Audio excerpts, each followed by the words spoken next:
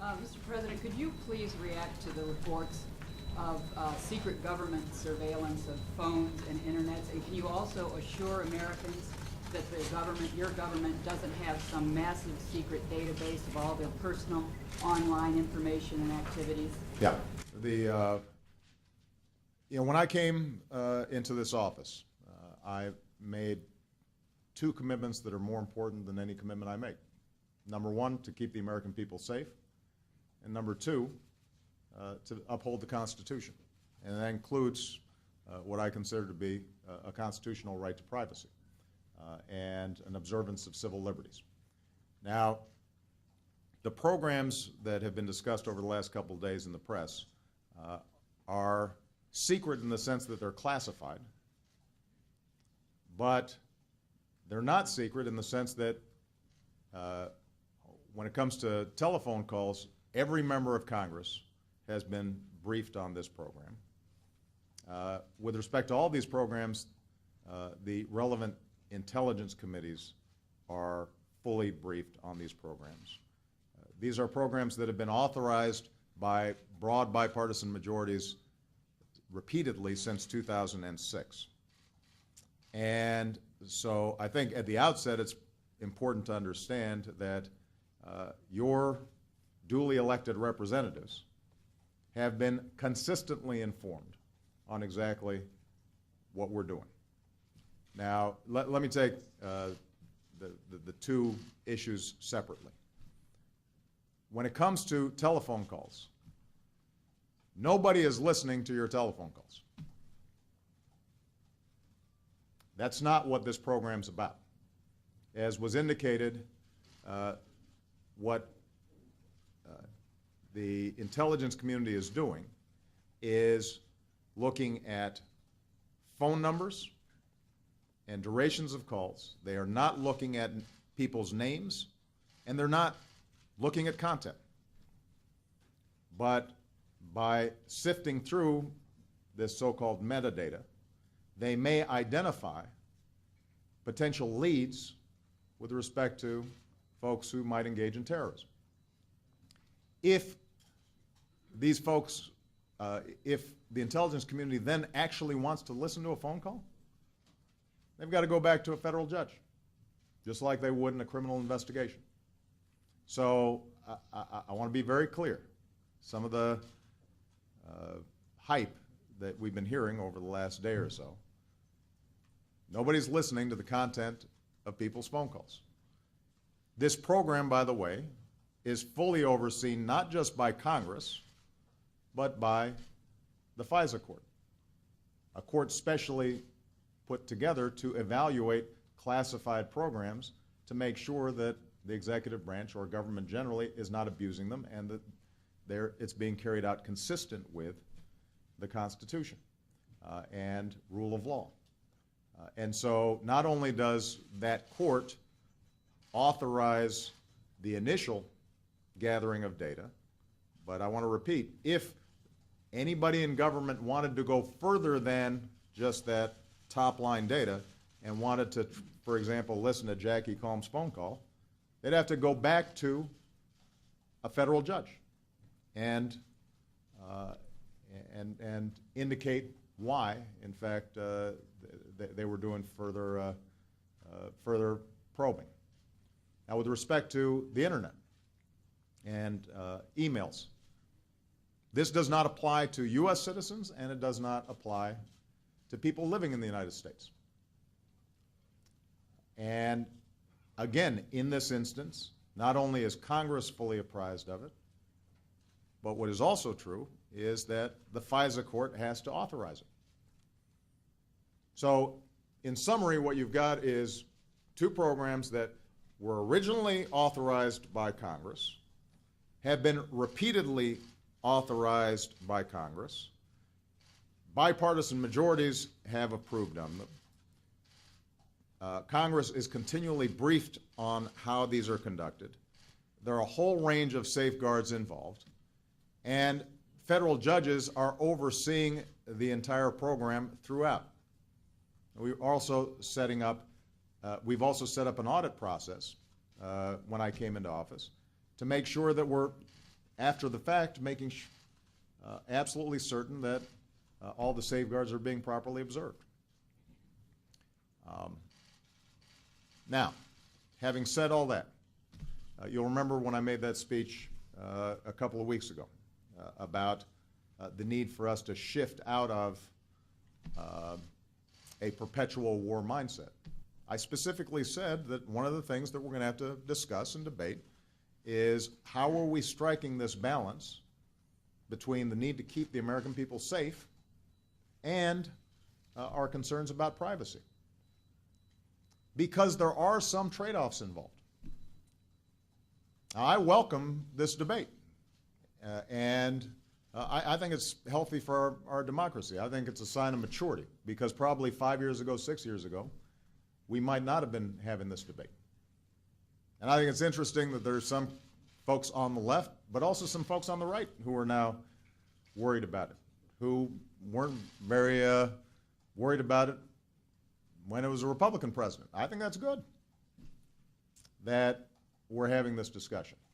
But I think it's important for everybody to understand, and I think the American people understand, that there are some trade-offs involved. You know, I came in with a healthy skepticism about these programs. My team evaluated them. We scrubbed them thoroughly. We actually expanded some of the oversight, increased some of the safeguards. But my assessment and my team's assessment was that they help us prevent terrorist attacks. And the modest encroachments on privacy that are involved in getting phone numbers or duration without a name attached and not looking at content, that on net, it was worth us doing. Now, some other folks may have a different assessment of that. But I think it's important to recognize that you can't have 100% security and also then have 100% privacy and zero inconvenience.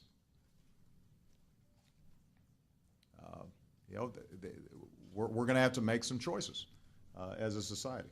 And what I can say is that in evaluating these programs, they make a difference in our capacity to anticipate and prevent possible terrorist activity. And the fact that they're under very strict supervision by all three branches of government, and that they do not involve listening to people's phone calls, do not involve reading the emails of U.S. citizens or U.S. residents, absent further action by a federal court that is entirely consistent with what we would do, for example, in a criminal investigation. I think on balance, we have established a process and a procedure that the American people should feel comfortable about. But again, these programs are subject to congressional oversight and congressional reauthorization and congressional debate. And if there are members of Congress who feel differently, then they should speak up, and we're happy to have that debate. Okay? All right, and we'll have a chance to talk further during the course of the next couple of days. Thank you, guys. Thank you, sir. You're welcome to Thank leave you. if you welcome the debate. I don't welcome leaks because there's a reason why these programs are classified. I think that there is a suggestion that somehow any classified program is a quote-unquote secret program, which means it's somehow suspicious. But the fact of the matter is, in our modern history, there are a whole range of programs that have been classified because when it comes to, for example, fighting terror, our goal is to stop folks from doing us harm, and if every step that we're taking to try to prevent a terrorist act is on the front page of the newspapers or on television, then presumably the people who are trying to do us harm are going to be able to get around our preventive measures.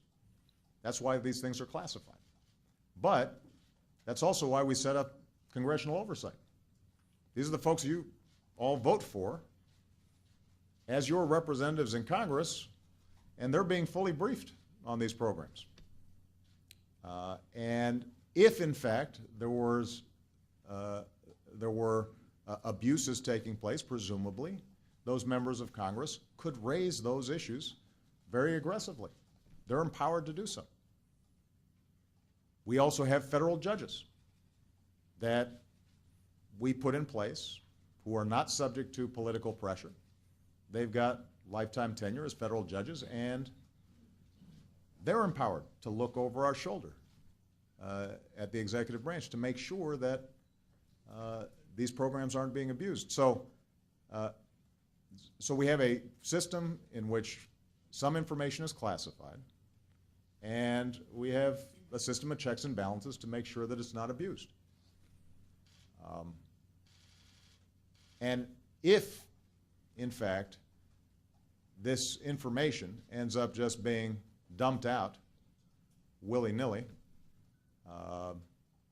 without regard to risks to the program, risks to the people involved, in some cases, on other leaks, risks to personnel in very dangerous situations, then it's very hard for us to be as effective in protecting the American people. That's not to suggest that you just say, trust me, we're doing the right thing, we know who the bad guys are. And the reason that's not how it works is because we've got congressional oversight and judicial oversight. And if people can't trust not only the executive branch, but also don't trust Congress and don't trust federal judges to make sure that we're abiding by the Constitution, due process, and rule of law, then we're going to have some problems here. But my observation is that the people who are involved in America's national security, they take this work very seriously. They cherish our Constitution. The last thing they'd be doing is taking programs like this to listen to somebody's phone calls. And by the way, with respect to my concerns about privacy issues, I will leave this office at some point, sometime in the next 3.5 years. And after that, I will be a private citizen. And I suspect that on a list of people who might be targeted, so that somebody could read their emails or listen to their phone calls, I'd probably be pretty high on that list. So it's not as if I don't have a personal interest in making sure my privacy is protected. But I know that the people who are involved in these programs, they operate like professionals. And these things are very narrowly circumscribed. They're very focused.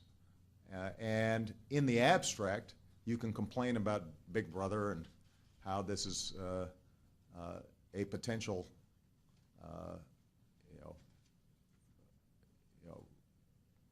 program run amok.